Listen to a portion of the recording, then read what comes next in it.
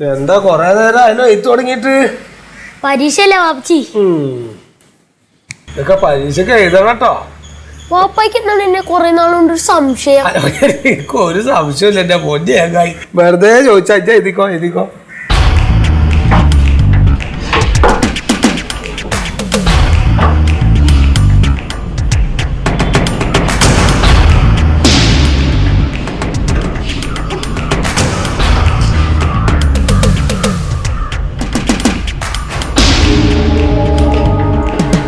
വാപ്പച്ചി എന്റെ PTA മീറ്റിങ്ങിന് വരുമോ സ്കൂളിലെ?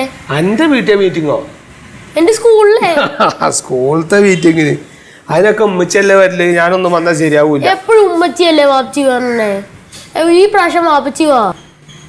ഞാൻ വന്നാൽ ശരിയാവൂല. അവിടെ ഒപ്പൊക്കെ ഇടേണ്ട വരും. കഴിഞ്ഞ പ്രാവശ്യത്തെ ഒപ്പം ഏതാ നിനക്ക് ഓർമ്മയില്ല. അത് ശരിയാവൂല. കഴിഞ്ഞ പ്രാവശ്യം പരീക്ഷ ആയതുകൊണ്ടല്ലേ വാപ്പ ഈ പ്രാവശ്യം ഒപ്പിടിക്കൂല. ഇത് എത്ര മണിക്കാണ്? 3:30. ഒരു ചായയുടെ വെള്ളം കുടിക്കണ നേരാണ്. ആ നേരത്തെ ഇനിയിപ്പോ അവിടെ വന്നു. വാപ്പ ചായയും വടയൊക്കെ ഉണ്ട്. പിന്നെ വാപ്പാന്റെ ടീച്ചർ തിരക്കി കേട്ടോ. ടീച്ചറ്? ആ കാർത്തിയാനി ടീച്ചർ പല്ലൊക്കെ പൊങ്ങിട്ട് മുടിയൊക്കെ നരച്ചേ.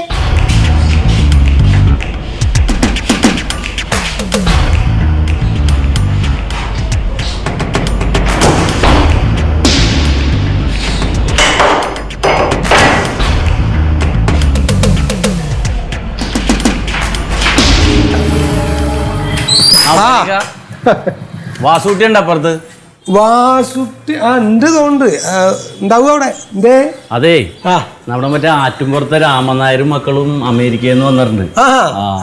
അപ്പൊ അവരുടെ ആ കാട് പിടിച്ച് കിടക്കുന്ന സ്ഥലമില്ല ആശുപത്രിയുടെ അടുത്ത്, അവിടെ ഗംഭീര ഒരു വീട് കയറ്റാനുള്ള പ്ലാൻ ഉണ്ട്. അപ്പൊ പുള്ളിയുടെ മോൻ എന്നെ ഇന്ന് വഴിയിൽ വെച്ച് കണ്ട്.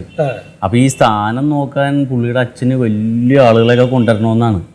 അപ്പൊ അതിന് വല്ല വഴിയുണ്ടാന്ന് എന്നോട് ചോദിച്ചപ്പോ ഞാൻ പറഞ്ഞു അവർക്കൊന്നും ഈ വെള്ളപ്പൊക്കം കഴിഞ്ഞാൽ പിന്നെ വലിയ മാർക്കറ്റ് ഇല്ല, നമ്മുടെ വാസൂട്ടിക്ക് നല്ല പേരാണ്, ഞാൻ സംസാരിക്കട്ടെ എന്ന് പറഞ്ഞു. അപ്പൊ അയാൾ പറഞ്ഞു നമുക്കത് ആലോചിക്കാന്ന് പറഞ്ഞു. എടുത്ത് വായിക്കാൻ എന്നോട് ചോദിച്ചു ജോസൂട്ടി ഇപ്പൊ എന്താ നിനക്ക് പരിപാടി എന്ന് ചോദിച്ചപ്പോ ഞാൻ ചെറിയ റിയൽ എസ്റ്റേറ്റും ബിൽഡിംഗ് കോൺട്രാക്ട് ഒക്കെ ആയിരുന്നു പറഞ്ഞു. അപ്പൊ പുള്ളി എന്നോട് പറഞ്ഞേ അന്നാ ഈ വർക്ക് മുഴുവൻ ഏറ്റെടുത്ത് നിനക്ക് അങ്ങനെ ചെയ്തുകൂടായിരുന്നു. എന്റെ ഉള്ളാന്തി പോയി. ഞാൻ പറഞ്ഞു ഞാൻ ഒറ്റക്കല്ല, ഞങ്ങള് 2-3 പേര് കൂടിയിട്ടാണ് കമ്പനി നടത്തുന്നത്. അപ്പൊ അവരോട് ആലോചിച്ചിട്ട് ഇന്ന് വൈകുന്നേരം ഒന്ന് പറയാന്ന് പറഞ്ഞു. അവന് കിട്ടണ കൂടെ നമുക്കും തോന്നാൻ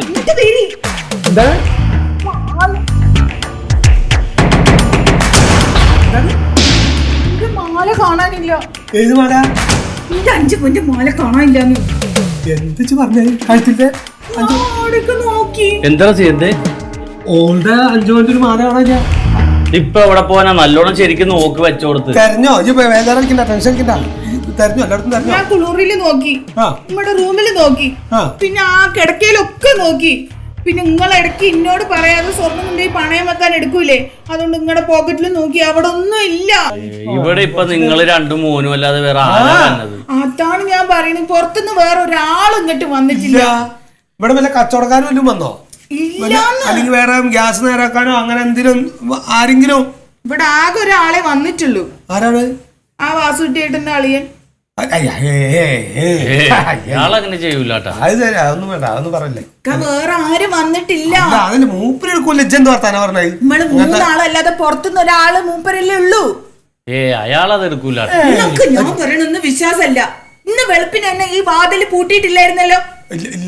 ഇല്ലല്ലോ. പുറത്തിറങ്ങി വന്നപ്പോ മൂപ്പര് അവിടെ കിടക്കണത് നമ്മള് കണ്ട് പുറത്തുനിന്ന് ഇവിടെ ഒരാളും വന്നിട്ടില്ല. പിന്നെ ഞാൻ ആരെ സംശയിക്കണോ? അങ്ങനെ ചെയ്യോ? അതെ, സാധനം കിട്ടിയാ പോരാ, ഞാൻ ചെന്നൊന്ന് നിങ്ങളോടൊരു കാര്യം ഞാൻ പറഞ്ഞേക്കാം. ഇന്റെ മാല മൂപ്പരെ കയ്യിൽ നിന്ന് മേടിച്ച് തന്നിട്ടില്ലെങ്കിൽ ഇന്റെ തനി സ്വഭാവങ്ങൾ കാണും. ഞാനൊരു പണി ചെയ്യാ, വാസൂട്ടി അവിടെ ഉണ്ടല്ലോ, പുള്ളിയും ഉണ്ട് അവിടെ.